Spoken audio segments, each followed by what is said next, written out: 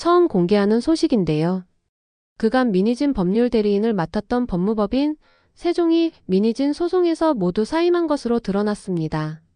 소송 사임은 하이브, 소스뮤직, 빌리프랩 등과 진행 중인 모든 소송에 해당합니다. 언론에도 보도되지 않은 따끈따끈한 속보입니다. 법무법인 화우가 민희진 다니엘 등 3인에 대한 431억 원 손해배상 소송에서 민희진 측 법률 대리인을 사임했다는 소식보다는 훨씬 더 충격적인 이야기네요. 법무법인 세종의 변호사 사임에 대해 민희진이 변호사 비용, 즉 돈이 떨어졌다는 추측이 나오네요. 또한 법무법인 세종이 법원 판결에서 패배할 것이 예상돼 손절한 것이라는 예측도 나오고 있네요. 260억 원 규모 풋옵션 소송 관련 법원 판결을 앞두고 대체 무슨 일이 벌어지고 있는 것일까요? 본론에 앞서 초보 유튜버에게 용기를 주는 배려 차원의 구독, 좋아요 부탁드려 보아요. 하이브가 민희진을 상대로 제기한 주주관계약 해지 확인 소송 및 민희진이 하이브를 상대로 낸 풋옵션 행사 관련 주식 매매 대금 청구 소송에 대한 1심 판결 결과를 앞두고 큰 변화가 요동치고 있네요. 서울중앙지방법원은 내일 즉 2월 12일 목요일 하이브 그리고 민희진 양측이 제기한 주주관계약 관련 소송의 1심 판결을 내릴 예정입니다. 이번 판결은 계약의 적법한 해지 여부와 그에 따른 거액의 풋옵션 대금 지급 의무를 가리는 분수령이 될 전망인데요. 그런데 지난 2024년 4월 민희진 사태 발생 당시부터 지금까지 법률 대리인을 맡아왔던 법무법인 세종이 민희진 관련 소송에서 모두 손을 뗀 것으로 관측됩니다. 법무법인 세종은 9일과 10일 잇따라 사임을 했는데요. 법원 정보에 따르면 지난 9일 민희진 소송 대리인 법무법인 세종은 담당 변호사 지정 철회서를 제출했습니다. 이 소송은 하이브와 민희진의 260억 원 풋옵션 소송인데요. 12일 1심 판결을 불과 3일 앞두고 법무법인 세종 변호사들이 사임한 것이네요. 또한 법무법인 세종은 지난 10일에는 소스뮤직과의 5억 원 규모 손해배상 청구 소송, 그리고 빌리프랩과의 20억 원 규모 손해배상 청구 소송에 대해 각각 담당 변호사 지정 철회서를 제출했네요. 소스뮤직과의 소송은 오는 3월 13일 추가 변론기일이 예정돼 있습니다. 서울서부지방법원은 당초 1월 16일 판결 선고를 내릴 예정이었어요. 그러나 소스뮤직 측이 지난 1월 7일 변론 재개 신청서 제출 후 증인을 신청하며 변론이 다시 재개됐어요. 변론 재개는 선고 직전 추가 주장이나 증거 조사가 필요하다고 재판부가 판단할 경우 이뤄지는 절차입니다. 앞서 르세라핌 소속사 소스뮤직은 지난 2024년 7월 민희진을 상대로 5억 원 규모의 손해배상 청구 소송을 제기했는데요.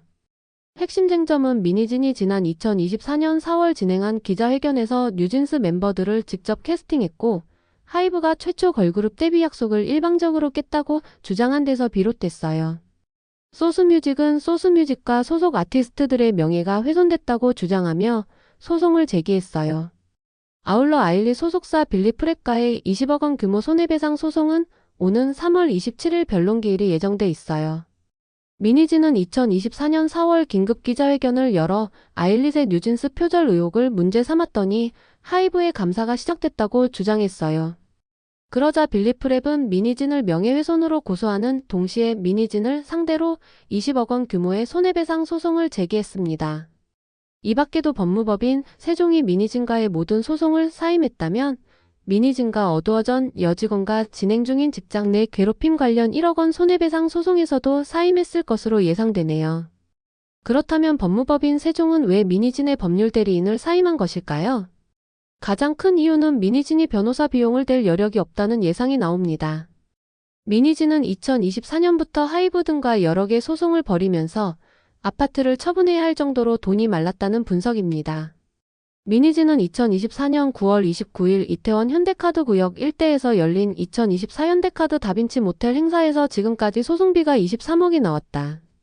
대응을 하지 못하게 대응을 하다 보면 파산하도록 의미 없는 소송을 계속 거는 것이라고 말하더니 다행이었던 게 제가 돈을 모으는 스타일이 아니고 쓰느라 전혀 부자가 아니다. 소송 때문에 집을 팔게 될 것 같은데 이걸 위해 집을 가지고 있었나? 정말 다행이다. 집이 없으면 어떻게 할 뻔했지? 라고 고백했어요. 2024년 9월 당시에 변호사 비용이 23억 원이 나왔다면 산술적으로 계산해도 지금까지 적어도 70억 원, 많으면 100억 원 이상의 소송 비용이 나왔을 것으로 추정됩니다. 민희진이 예상한 대로 아파트를 팔아야 일부 변호사 비용을 댈 수 있는 셈이네요. 그런데 최근 민희진 소유의 서울 용산구 아파트에 5억 원 상당의 가압류가 걸린 것으로 전해졌어요. 어두어가 민희진을 상대로 신청한 부동산 가압류 신청을 법원이 인용했기 때문입니다. 민희진은 2019년 9월 16억 4,500만 원의 아파트를 매입했는데 현재 시세는 32억 원대인 것으로 확인됐어요. 재건축 이슈를 50억 원이 넘을 것이라는 관측도 나왔어요. 어쨌든 민희진은 아파트를 매각해도 변호사 비용을 내기에는 자금이 부족할 듯 보이네요. 민희진은 서울 마포구 연남동의 다세대 주택도 소유하고 있는데 2024년 11월 11일 어두워전 여직원으로부터 가압류된 상태입니다. 법무법인 세종이 민희진을 손절한 또 다른 이유에는 소송에서 패소할 것이 예상됐기 때문이라는 분석도 나오네요. 법무법인 세종이 2월 12일 260억 원 풋옵션 소송 판결을 3일 앞두고 사임한 것이니까요. 더욱이 법무법인 세종은 민희진의 모든 소송에 대해 변호를 중단했어요. 민희진은 지난 2024년 5월 하이브와의 가처분 소송에서 승소하면서 법무법인 세종을 신뢰하게 된 것 같아요. 사실 가처분 승소가 오히려 독이 된 듯 보입니다. 이후 민희진은 물론 뉴진스 멤버들도 일방적인 전속계약 해지 선언 등 폭주를 했으니까요. 그러나 이제는 민희진을 손절하는 분위기로 바뀌고 있어요. 법무법인 화우는 민희진의 소송 대리인을 맡았다가 지난 1월 5일 사임한 것으로 확인됐어요. 앞서 법무법인 화우는 뉴진스 전 멤버 다니엘 측의 법률 대리인으로 선임된 데 이어 민희진까지 같은 로펌을 선택하며 공동대응 구도를 형성하는 듯 했어요. 이번 사안의 출발점은 하이브가 지난해 12월 29일 다니엘의 전속계약 해지를 통보하면서입니다. 하이브는 분쟁의 책임이 다니엘 가족과 민희진에게 있다고 판단하고 이들을 상대로 총 431억 원 규모의 손해배상 및 위약벌 청구 소송을 제기했어요. 이에 맞서 다니엘 측은 대형 로펌 하우를 선임했고 민희진 역시 같은 법무법인을 택한 것으로 알려졌습니다.